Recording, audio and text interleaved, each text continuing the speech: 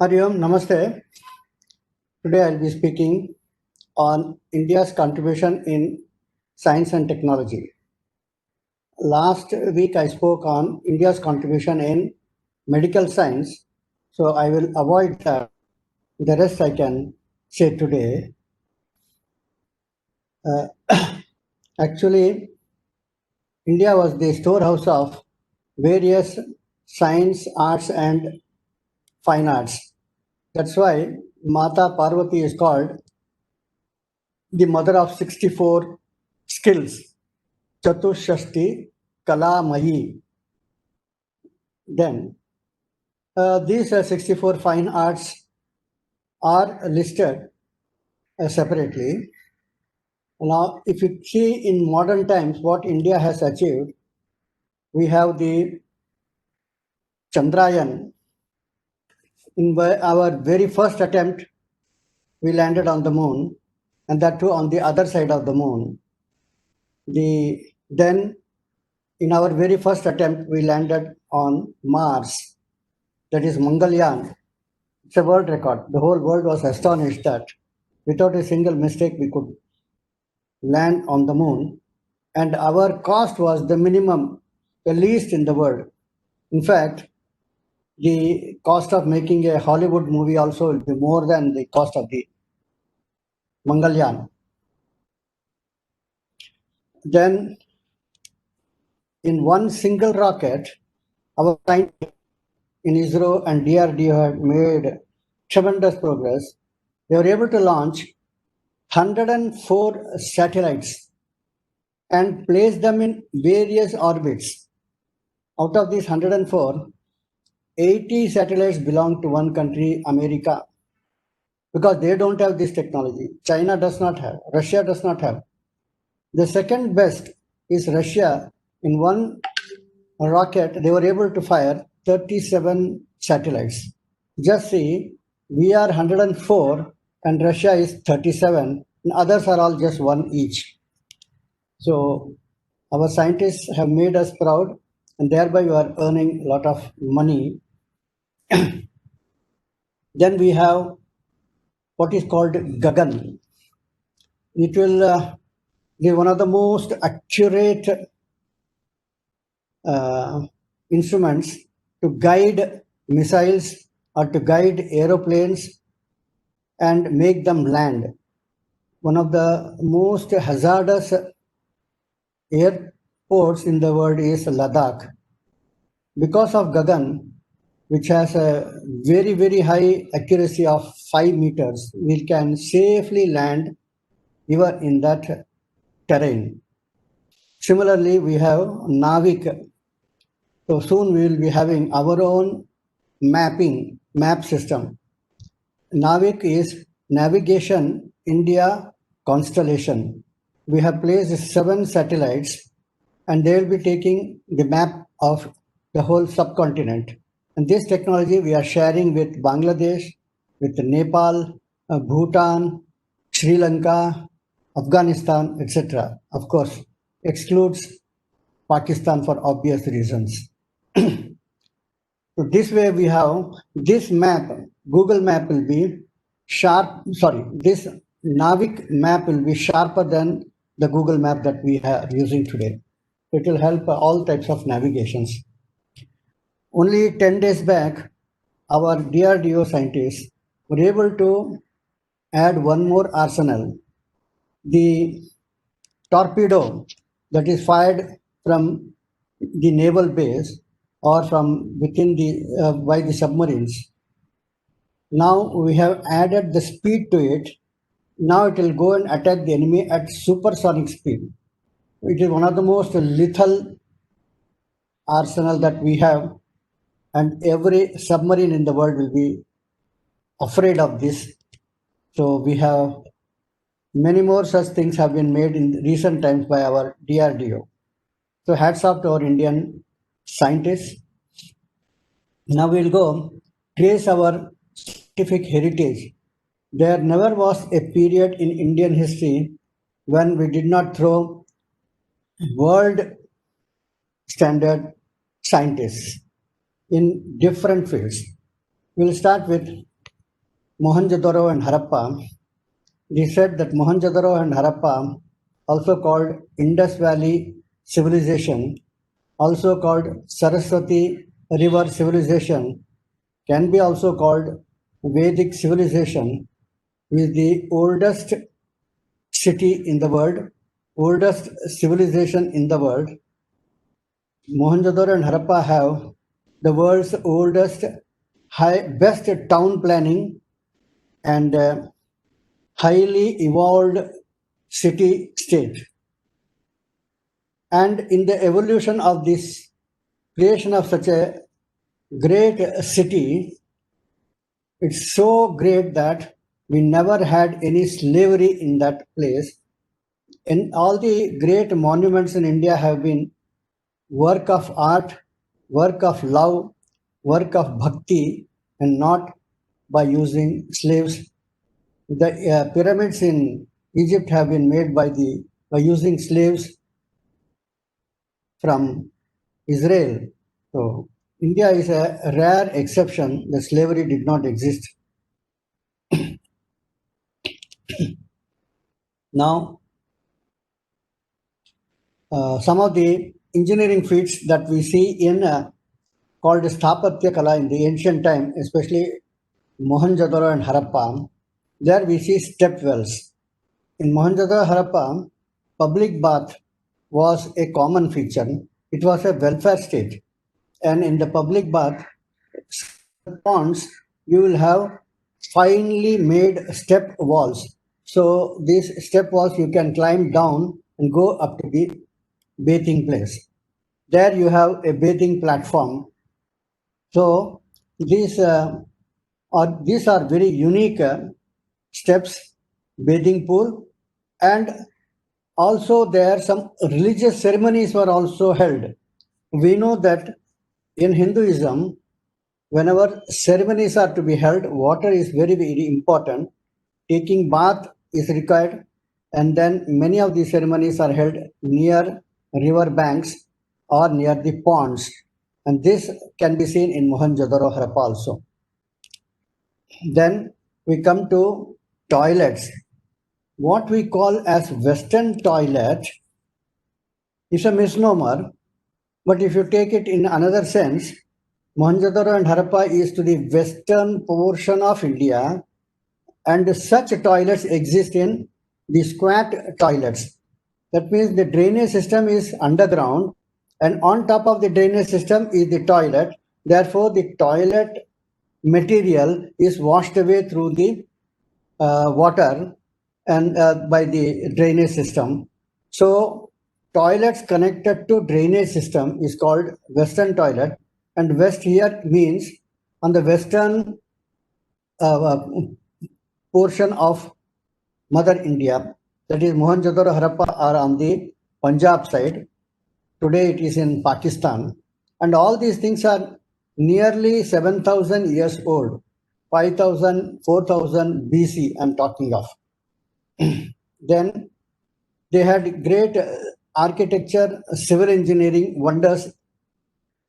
In the later period when we had temples, palaces, forts, you can see that the starting point was the Vedic period or the Mohenjo-daro and Harappa period.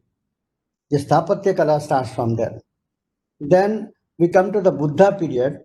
During the Buddha period, they had several Buddha relics. The tooth of Buddha, the various parts of Buddha are then the various writings of Buddha are kept in holy places, and these holy places have a particular shape. It is called stupa.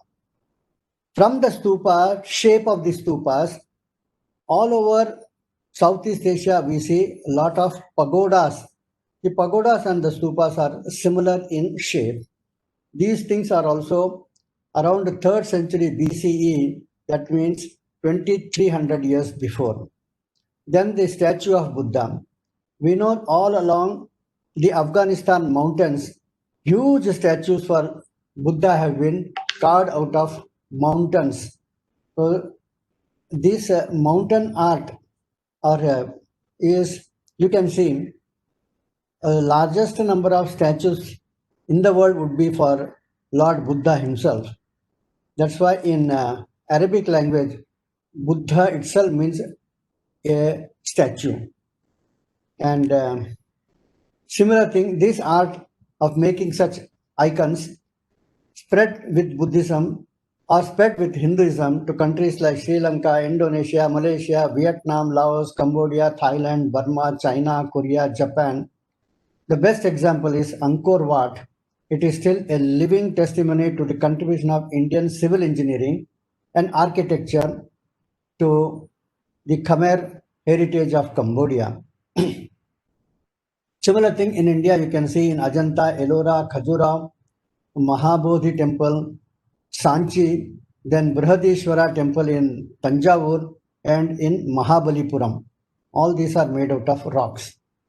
Then you come to measurements, a unit of length, then weight. You need various instruments. For example, you have to measure the length. We use a scale. We call a ruler, but a finer version of ruler is called,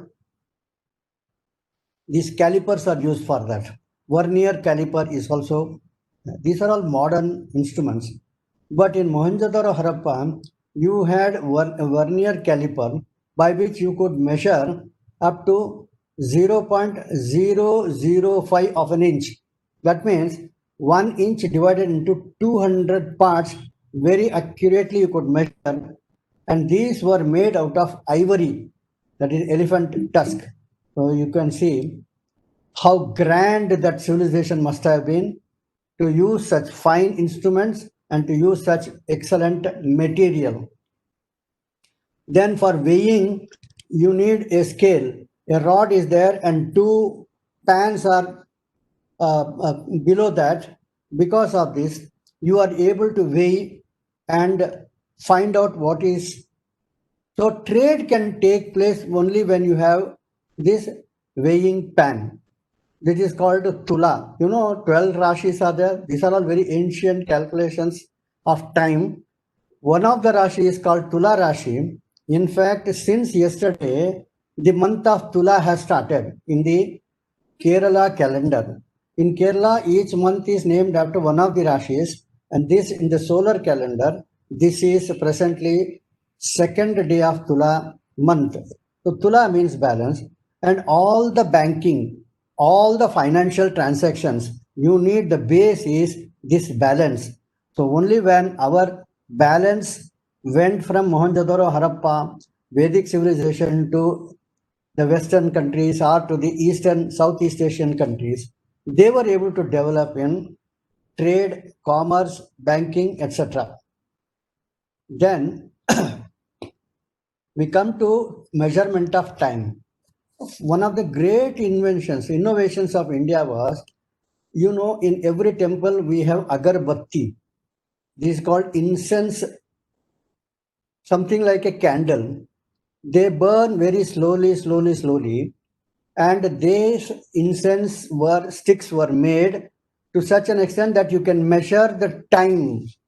When they burn out at different intervals, you can measure them as per minutes and hours and also day. There were incense candles that take dhupa, it is called, that take more than an hour, 2 hours, 3 hours, and you are able to calculate the time by burning these incense sticks or these dhupa. So calculation of time was also taken care. From here, these incense sticks and all went with Buddhism to China. And you can see in all these Chinese temples today, whether they are in Hong Kong or Taiwan or Singapore or Malaysia or Thailand, every devotee goes there, buys a huge incense stick, then burns it. So burning the incense stick went from India to China, and from China to the whole world knows. Many people mistake it as if it is Chinese invention, but China will say that we got it from Bharat. Then we come to metallurgy and manufacturing. One of the most important element for any modern development is iron and steel. And in this, you can see that India was forerunner for the rest of the world. The iron and steel technology started from India. In South India, in Tamil Nadu, there is a place called Erode. Here, the world's first smelting crucible was found. These all date back to 3000 years, 3500 years, 4000 years before. And there they made some of the best, finest high carbon steel. These high carbon steel have high toughness. Therefore, these are used for swords. These high carbon steels made in Tamil Nadu. In those days, Tamil Nadu and Kerala was ruled by a series of kingdom called Chera kingdom, and these Chera people would export this. From here it will go to Egypt and to Damascus. From Damascus, that is in Syria, these steel went to Europe. Therefore, in Europe, these high carbon steels are called Damascus steel, but there they will say Hindwani. All the swords that they made, because in the olden days, battles were a normal feature. Every history contains various battles that have fought. So there, the swords will be called as Hindwani, that is coming from Hindustan. So this Damascus steel was also made in India. Then we also had zinc technology.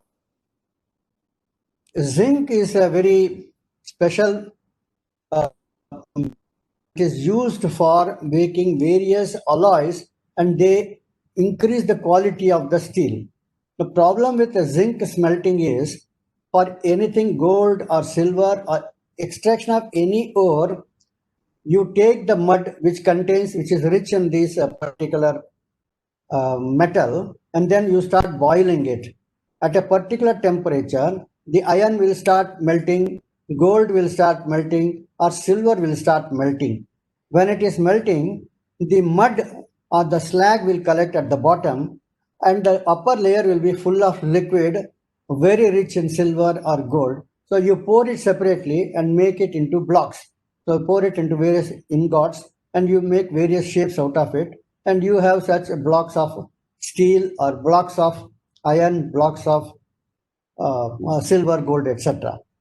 Now, in case of zinc, it is very difficult to extract because from the solid state, it goes into liquid state, and before you can arrest it and pour it, it becomes vapor, because the range between liquid state to boiling state is very, very little, 5 degrees. For example, if you take ice, it melts at 0 degrees and it boils at 100 degrees. So you have a gap of 100 degrees temperature. So you go on boiling the ice piece up to say 20 degrees also, it is still in liquid form, then you can pour it. But in case of zinc, it enters into liquid form, and from there it becomes vapor and it escapes. So the world was not able to extract zinc. The only country which for nearly 4,000 years knew how to extract zinc was India. Therefore, the whole world had to come to India to buy zinc. So that way it increased. You can see there is a person who has made Madison. He has made graph of all the GDPs of the different countries for 2000 years. In that we can see from the recorded first century onwards up to 18th century, 1720, India's GDP was number one in the world because we were forerunners in various innovations and inventions. And world had to come to India to purchase these things because they did not have this technology.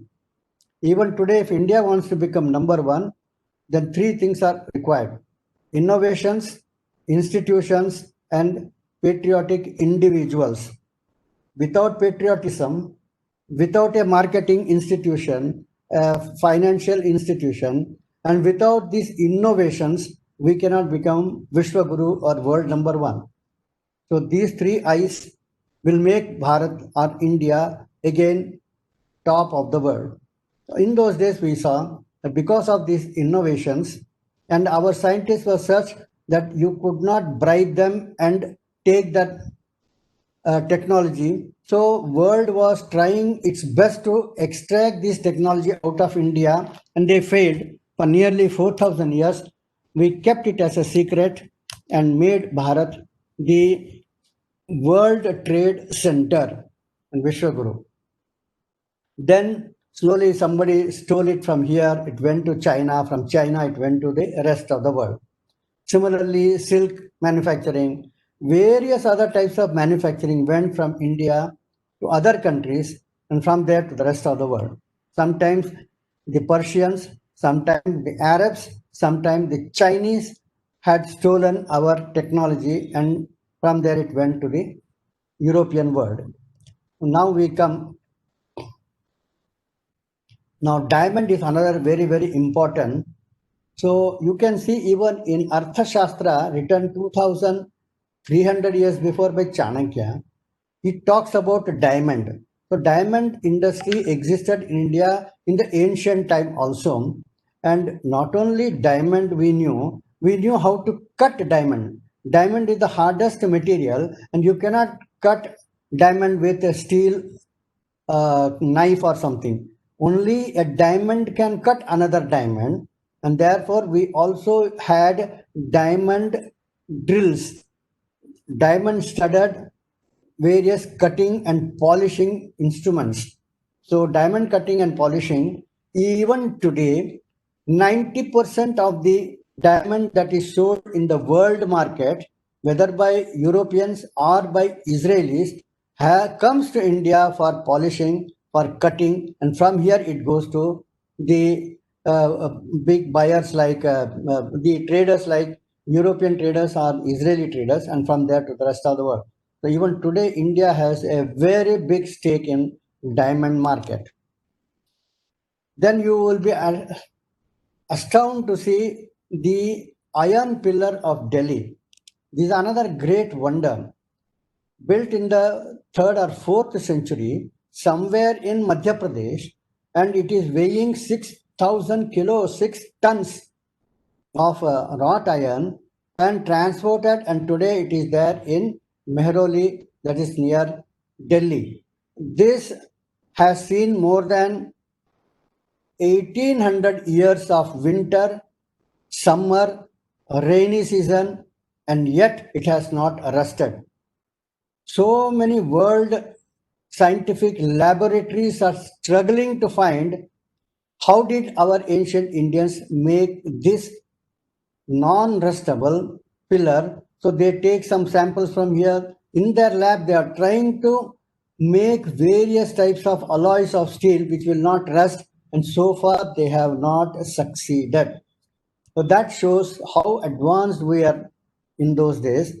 The pillar was brought from Madhya Pradesh to Delhi by a king called Anangapal. How did he bring 6 tons? How many elephants he must have used is for you to guess. Now I'll tell you something about modern. These are the days of computers, and computer language becomes very important. Computing language. In computer language, people will say that when 5G and 6G come, more and more scientists will be learning Sanskrit. And in due course, the world will start leading Sanskrit, because for the instruments, for the computers, Sanskrit is the most, it has the least difficulties for a programmer. It is the best language suited for computer programming, and so very soon we will find Sanskrit dictionaries for in Polish language, Sanskrit dictionaries in French language, both in Sanskrit to French and French to Sanskrit. All will be started. All the languages in the world will have Sanskrit dictionary. It will be sold across the world. This is bound to happen in few years' time.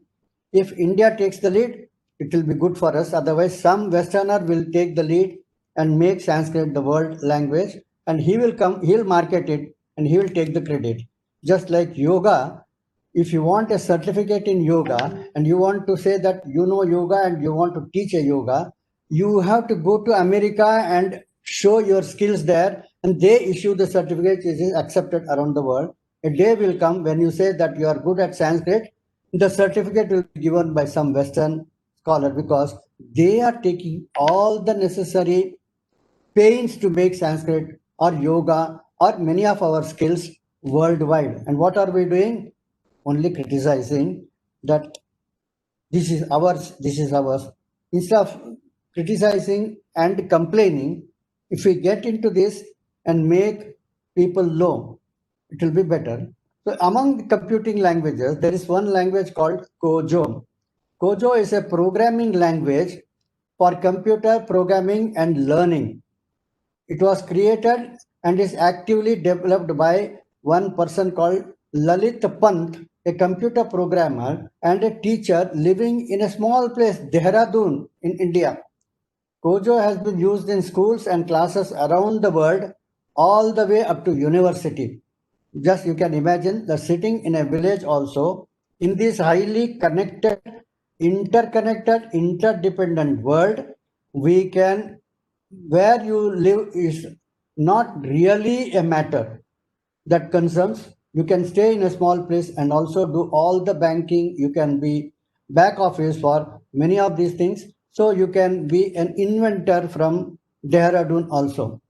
Then we have been using WebEx. For example, this webinar is also going on the platform of Cisco WebEx. Now, who invented this WebEx?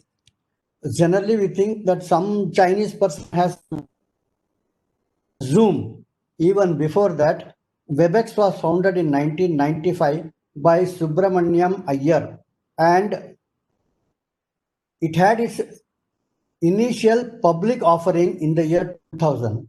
WebEx was listed on NASDAQ National Market and then the NASDAQ Global Select Market when that was introduced in 2006. Subra Iyer is advisor also to Zoom video communications.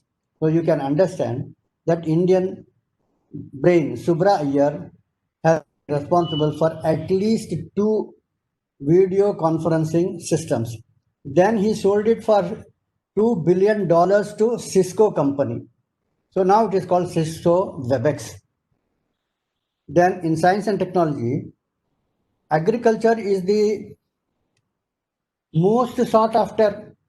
Even during this pandemic, when people are not allowed to move out, the farmers are doing their job. That is why all over India we are getting round the year food to eat. The most important thing for the farmer is an instrument called plow. So this plow, the earliest known instance of a plowed field was found in Kalibangan, Rajasthan. Evidence is about 5,000 years before, 2800 BC. Plowed agricultural fields were revealed through an excavation. Then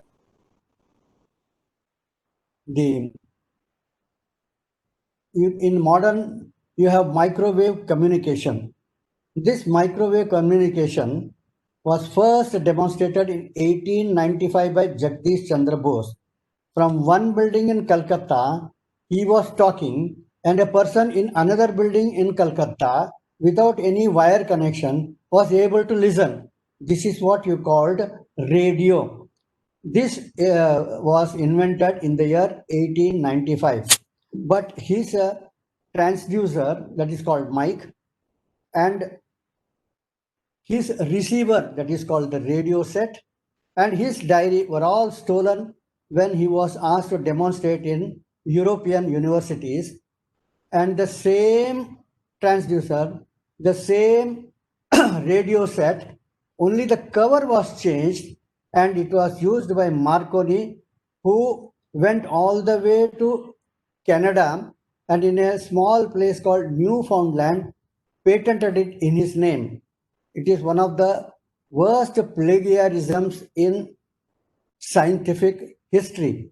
Therefore, a magazine called IEEE in the year 2000 came out with a cover story saying, "We are ashamed of this Italian scientist, Marconi."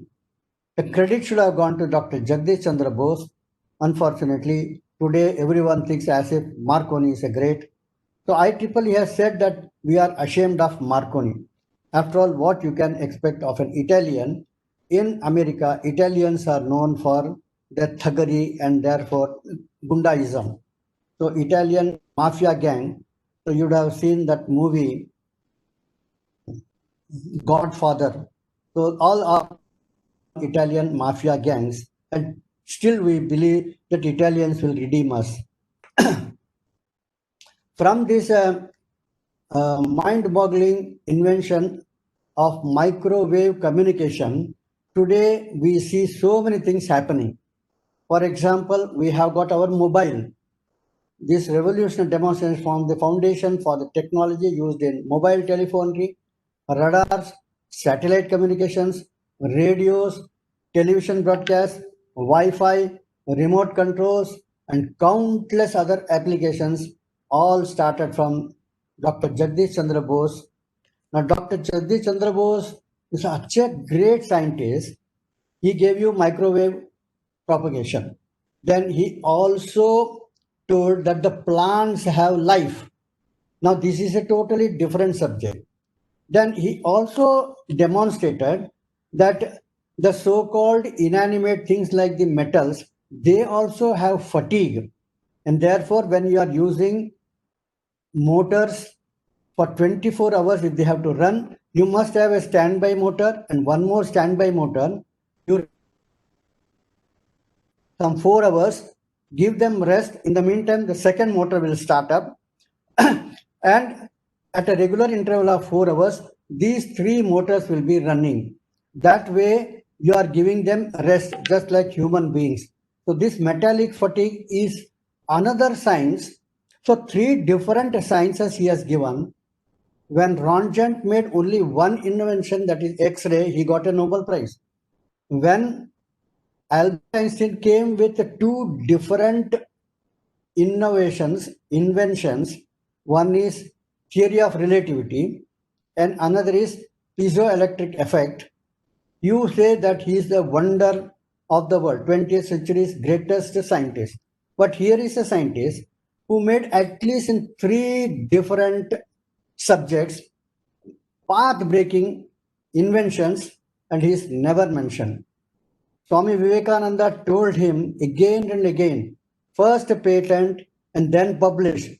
But Jagdish Chandra Bose never agreed. He said, Vedas, nobody patented it. They have given so much of knowledge to us. Knowledge is for universal use. So I will spread knowledge and I will not patent. And therefore, it was patented by the Italian Marconi. So this, when in the year 1901 and 1902, people thought that Jagdish Chandra Bose will be the first scientist to get recognition and Nobel Prize. When nothing was given to him, a lady from America who was a great disciple of Swami Vivekananda, she was offended and she went to Jagdish Chandra Bose and gave him twice the amount of a Nobel Prize. She said, I will decorate you with not one, but 2 Nobel Prizes.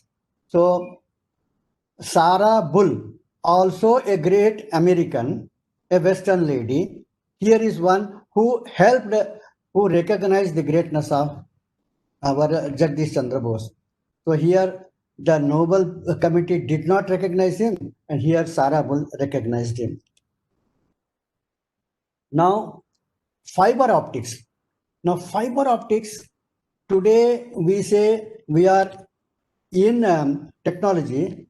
First we had 2G, then we have 3G, today we have 4G, and very soon 5G is coming. Now you may ask what is 2G, 3G, 4G, and there are so many jokes associated with what is 2G and Rahul Ji and Sonia Ji, and 3G means it will be Priyanka Ji, and if it is 4G it will be Robert Vadra Ji, etc. But that is not the real meaning of 3G and 4G. This is the speed with which you can download or upload your data.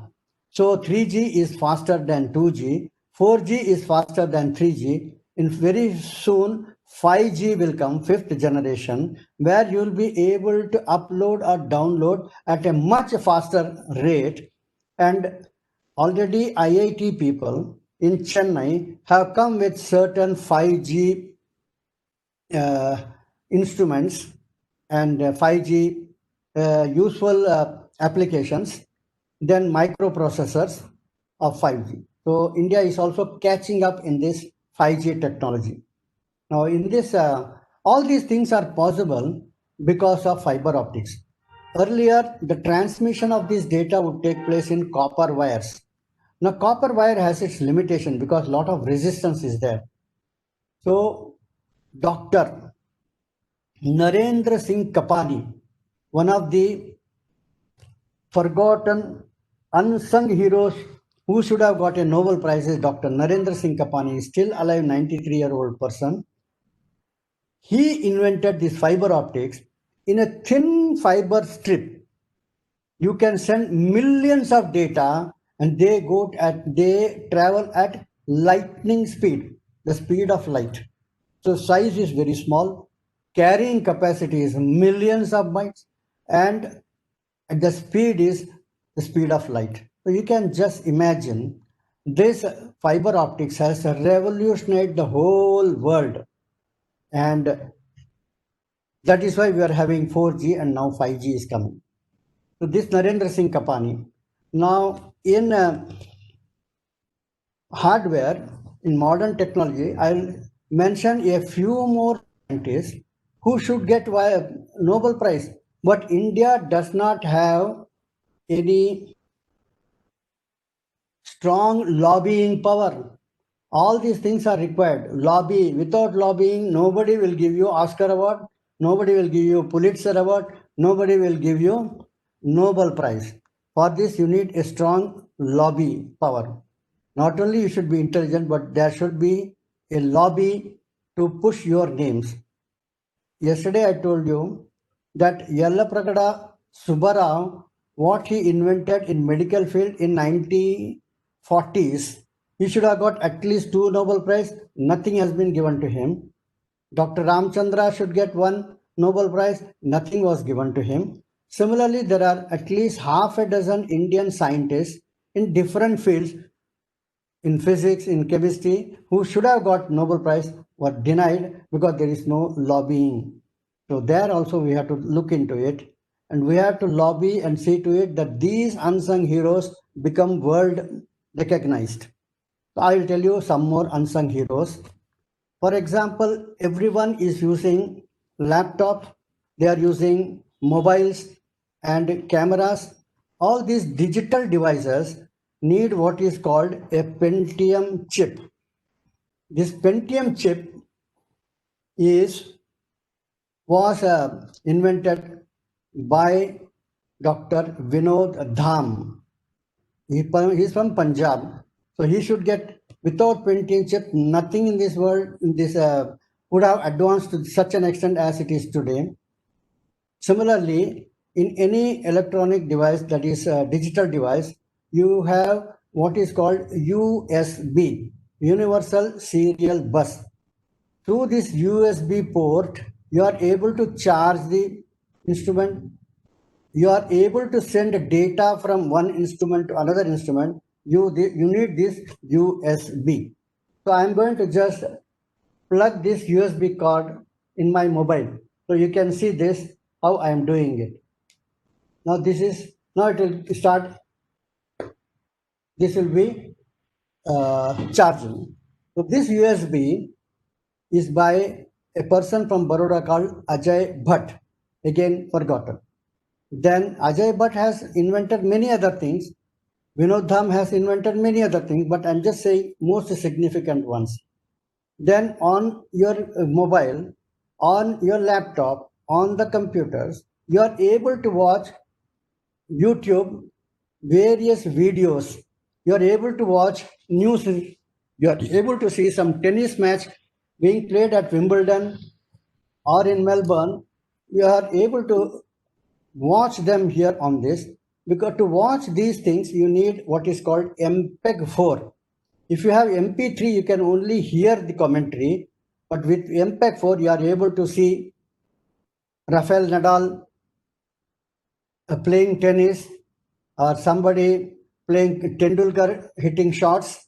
You are able to see them, the pictures, and therefore MPEG 4 was invented by Arun Netravali. He comes from Mangaluru. Like this, we can see inside your digital device, several parts are made by Indians. Nobody talks of it. Apparently, when we look at the companies that who have marketed this, you may have an Apple, so you immediately say it is Steve Jobs. Then you may have a Samsung and you say, oh, look at Korea is advanced. Then you will say Dell computers, you'll say, oh, America is highly advanced. If it is a Panasonic, you will say, oh, Japan, Japan, Japan. But all these, they are all competing with each other. So how many mobiles are, who is selling the maximum number of mobiles? You will say in terms of price and quality, if you have to compromise here and there little, and cheapest ones, but with reasonably good quality, are all from China. So Realme, for example, they sell more than that. But even then, how many? So they will have a market share of 20%. Nobody can have 50% because Samsung will come, then Apple will come, and so many other players are there. Realme or Redmi may be one of them. So it may have a larger share than others, but still it will be around 20% and not more than that. But in all these equipments, whether it is made by China or Korea or Japan or America or Sweden, there will always be Pentium chip, Vinod Dham 100% or 97% because you may give 3% for AMD versus Intel. And the same way you'll have USB 100%, that is Ajay Bhatt, will have 100%. So these are all 100% people, 97% people I'm talking of, Indians, but nobody talks of them. We Indians do not talk of them. That is our problem. Unless we talk about our achievements, how will world will take, how will you ever be able to create a lobby? So we have to know this. So I have told you a few things that we have made in this, starting from fiber optics, then we'll go to some again in this metallurgy. In Tamil Nadu, there was a great queen called Velu Nachiyar. In the history of the world, perhaps in the year 1780, she defeated the British army and she became a queen. In 1780, she ruled up to 1790. Then she handed over her kingdom to her general, the Marudu brothers. So she ruled uninterruptedly for 10 years. In the annals of world history, a Western superpower was defeated by a lady. First example would be maybe Abbakka of Mysore or Karnataka of Udupi or Ullal. She defeated the Portuguese army, but later on she defeated them time and again. But in our history, after defeating the enemy, we generally release them, which the enemy will never show their gratitude to you. And in one battle she lost, and that was the end of her life. All the soldiers of the Indian who lost were beheaded, and therefore India became a slave country. We might have the Gujarat queen, Nayaki Devi, defeated Muhammad Ghori, but allowed him to go back to Afghanistan. Then in the first battle of Terrain, Prithviraj Chauhan also defeated Muhammad Ghori, allowed him to go back. But in the second battle, Muhammad Ghori defeated Prithviraj Chauhan, beheaded all his soldiers mercilessly and removed the eyes of Prithviraj Chauhan, dragged him as a slave, took him to Afghanistan. There Prithviraj Ji died. And the invaders ruled India till 1947, or you may say the Hyderabad Razakars were in power till 1948, till when Bhagyanagar and Hyderabad were taken over by Sardar Patel. We became slaves for 1,000 years because of our one mistake. We did not follow Chanakya's rule of, if he says three things should never be done halfway. If there is a fire, put out the fire completely. Don't say that 90% of the fire is put out. The other 10% does not matter. The other 10% will come and burn all the palace, all the house. Similarly, enemy should never be left off. So here we made the biggest blunder. So Abbakka Devi defeated the Britishers in the year 1530, that is Europeans, that is Portuguese, and in the year 1780, the Britishers were defeated by Velu Nachiyar. Velu Nachiyar had cannons. In the earlier time, the fishermen who go out for fishing, and suddenly if there is a typhoon, there is a cyclone in the sea, their relatives on the seashore will be very scared. What happened to our sons? What happened to our parents? What happened to our husband in the deep sea? Are they alive or not? So in the deep sea, they will shoot certain rockets into the space. These rockets are capable of carrying the firearms right on top of the sky, and from there these people would know that their brothers and their parents or their fathers or their husbands are safe from this cyclone. So Velu Nachar, what she did was, technology, instead of firing on top into the sky, she made it horizontal and started firing into the enemy lines, and that is how she was able to defeat the Britishers. And Hyder Ali purchased some of these. She wanted money to fight against the Britishers, and therefore she sold her technology to Hyder Ali. From Hyder Ali, it went to his son Tipu Sultan. Tipu Sultan used these cannons against the Britishers. So Britishers have called these cannons as Mysore cannons, but Mysore got it from Tamil Nadu Shivagangai, and the credit for this should go to Velu Nachiyar and not to Hyder Ali and Tipu Sultan. Anyway, so this is called Mysore rocket, but should be called Shivaganga rocket. Then, when the Britishers came to India, they were seeing the herbal herbs were used for molishing the head. There is a song in Hindi in a picture called Pyasa. It was released in 50s. Sir जो तेरा चकराए या दिल डूबा जाए आजा प्यारे पास हमारे काहे घबराए. So here he is applying oil on your head and he is calling as champu, champi.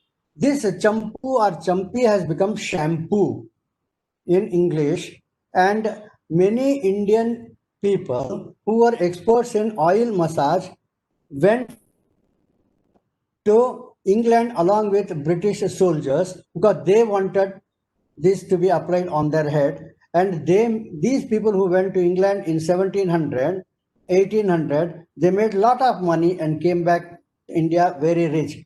So this, all over the world, you have got oil massage and so many names, but the origin is again India. And one of the word shampoo is from the Hindi word champo. Then we have in the genetics, I told you one of our Hargobind Singh Khurana got a Nobel Prize in genetics. Then we have certain games which are based in India. The game that is the cheapest in the world, and still it is international game, it is played by more than 100 countries, has its origin in India. Of all the games that we play, football, hockey, cricket, etc., etc., etc., this is the cheapest game. it would cost you hardly 50 rupees. And in this game, the persons who plays this game will never commit suicide, will not commit homicide, will not murder others, will not enter into great quarrels and fights, will be well behaved. He will not fail in mathematics, he will not fail in physics. Such a great game, it makes you very intelligent person. Which is that game? It is called the game of chess. Now it is for you to guess why a person playing chess does not murder others, does not commit suicide, does not fail in maths, does not fail in physics, does not indulge in small quarrels. It is for you to think about it. But this game of chess went from India to Persia, from there to Arabia, from there to Spain, and to the rest of the world. And the Buddhist monks, they carried the Hindu monks, they carried the Hindu traders, they carried to the eastern countries. So Southeast Asia, Malaysia, Singapore, Indonesia, Cambodia, Vietnam, all these countries also came to know of Chaturanga. Now, in Sanskrit, it is called Chaturanga. Chatur means four, Anga means part. Though there are four types of army, divisions, brigades. You have an elephant army, you have the horse, you have the camel, and then you have the foot soldiers defending your minister, or you can call it queen and the king. So the queen and the king are protected by four types of armies: elephant, camel, horse, and the foot soldiers. That is why it is called Chaturanga. Now, this Chaturanga went from, there is an interesting story how it went to Indian person went to Persian king and taught him this war strategy game of Chaturanga. So in their language it is called Shatranj. And then he saw, oh, it's a game and it teaches you war strategies. So I would like to purchase this from you. So how much will you charge? Then this person said, sir, I am a very poor Brahmin. I have so many people dependent on me, my brothers and my sisters and my parents and my in-laws and so my children. So all I need is some food grains. So in this Chaturanga, there are 8 columns and 8 rows. That means total 64 squares. So on the first square, sometimes they call it as house. There are 64 houses. Some people say 64 squares, whatever you say. In the first house, you keep 1 grain of rice. In the second, you keep double it, 2 grains of rice. In the third house, you put double the 4 will become 8, 8 will become 16, 16 will become 32. Like this, you put the rice grains on it. The king said, I can give you millions of rupees. I can give you diamonds and gold. Why are you asking for a grain of rice, 1 grain and 2 grain? And you say you have 100 children, orphans to be fed. You have got so many of relatives to be fed. You are a great philanthropist and social worker. You want so many people to be fed. Then why don't you take all the riches from me? You take million rupees from me. You take this gold and diamond from me. Why are you asking for 1 grain and 2 grain and 3 grain, 4 grain and 8 grains? How will you be able to feed? No, sir, I am very humble. I am thankful to you. Just give me this much only.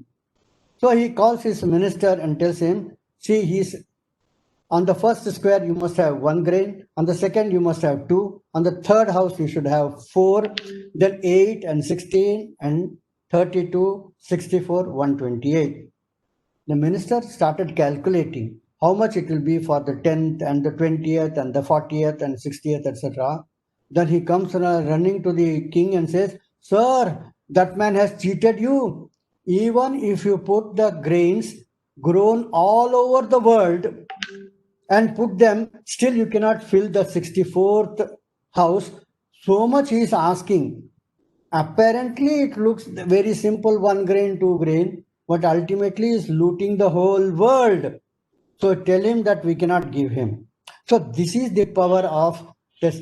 So now you understand. But anyway, the story goes further, and then he's very richly awarded by the king. The king also comes to know that the power of chess is not that ordinary as we think, just a small game. It can teach you hundreds of lessons in different ways. So this chess game has also originated in India. And different forms of this chess game are being played in the world. Another ancient game is Kabaddi. Nobody knows when Kabaddi started. Maybe 2000, 3000 years before, but it is all before Christ. 1500 before Christ, Kabaddi was played. Some people call Huttutu, some people call Hadatutu, etc. This, but it is also a game which teaches you certain philosophies. Anyway, I'll not go into the philosophy of Kabaddi. In Kabaddi, you are out, and so you stand behind the line. Then again, you come back when somebody in the opposition party is lost. So it teaches you that nothing is lost. Even if you are out today, tomorrow you will come back. Even if this life is gone, you will be born again. So many great philosophies are there. Similarly, you have what is called Pachisi. This Pachisi game also originated in India. Today, its name in different countries is different. One of the names is popular name is Ludo. This Pachisi game, some of these board games paintings can be seen in Ajanta. Ajanta is some 7th century. You can see that. And Ludo made its way to England during the British Raj. Then you have what is called snake and ladder. And snake and ladder, when you come near the mouth of a snake, you just go down the board to its tail. And when you come near the lower step of a ladder, you climb up the ladder and go up towards the target.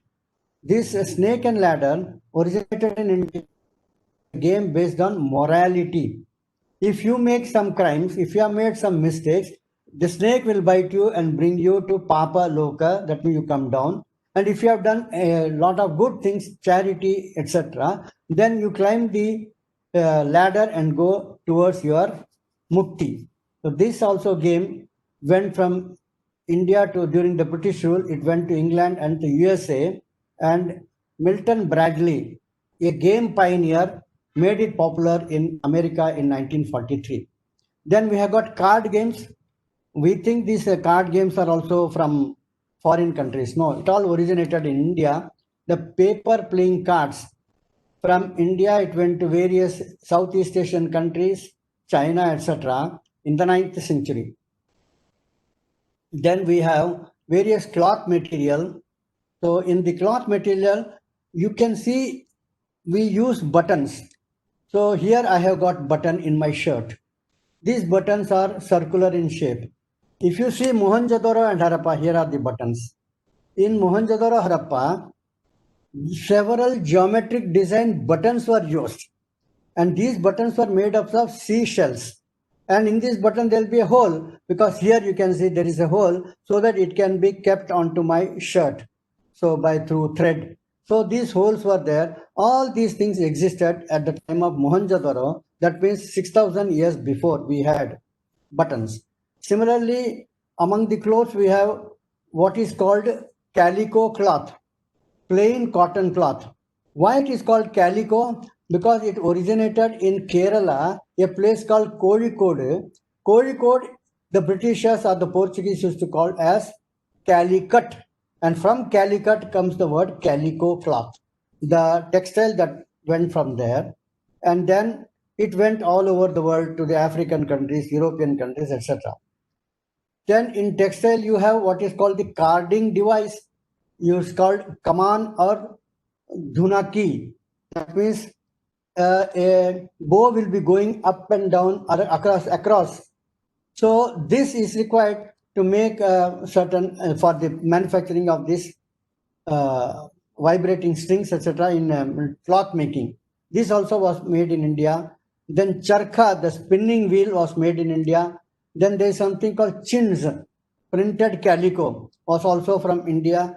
Muslin is a type of fabric, extremely thin and beautiful. Whole world was crazy after this muslin. These are Dhaka muslin, very famous. and they also originated from India, especially Bengal.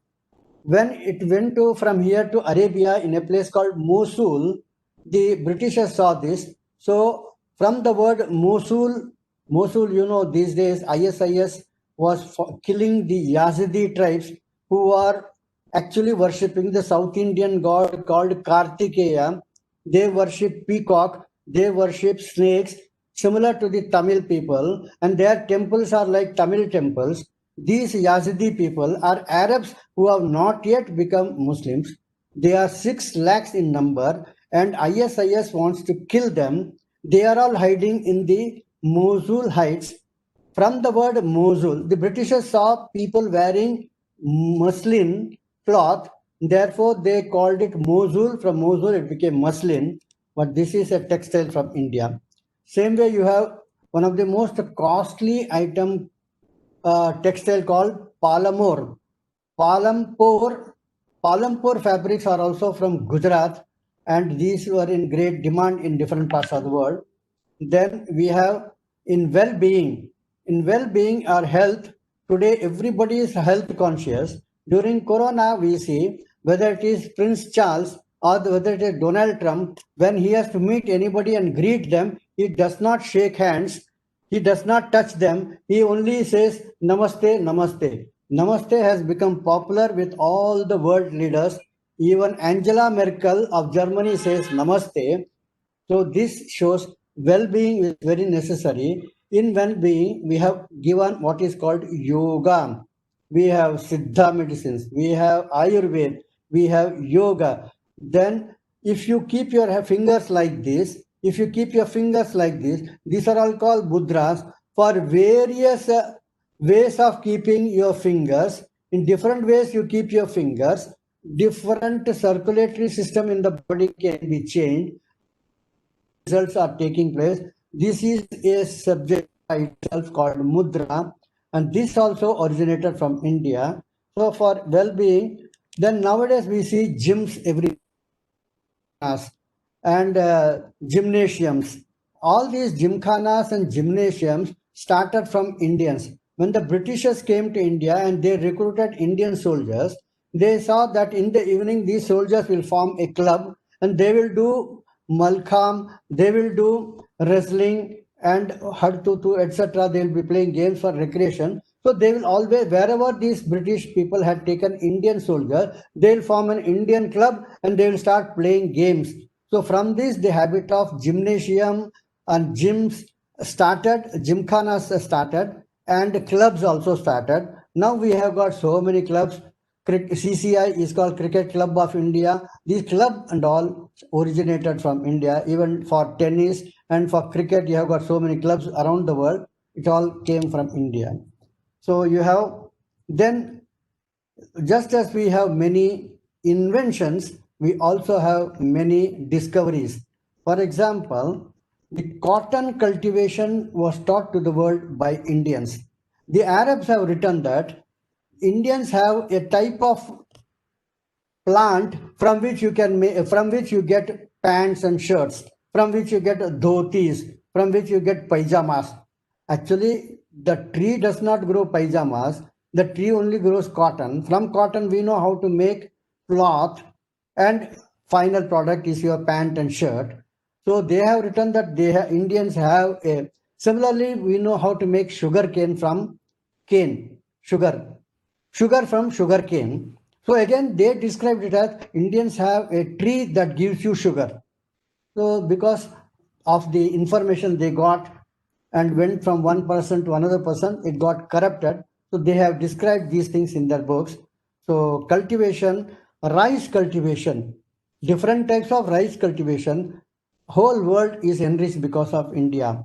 The very word rice, the origin of the word is Tamil. The Tamils were expert in rice. The Greeks and the Romans used to come to South India for trade. They used to come to Cheranadu and Pandinadu, and the Cholas were great seafarers, and from these seaports of Chera Chola Pandya and the Pallavas, the world was linked with them, and therefore the Greeks, the Romans. So in the Greek word and the Latin word, the rice is called Uruzu, from the Tamil word Arishi. Similarly, in the whole of Southeast Asia, rice paddy field right up to Japan. And just as these things have gone, you can see in Korean language, there are 500 ancient Tamil words.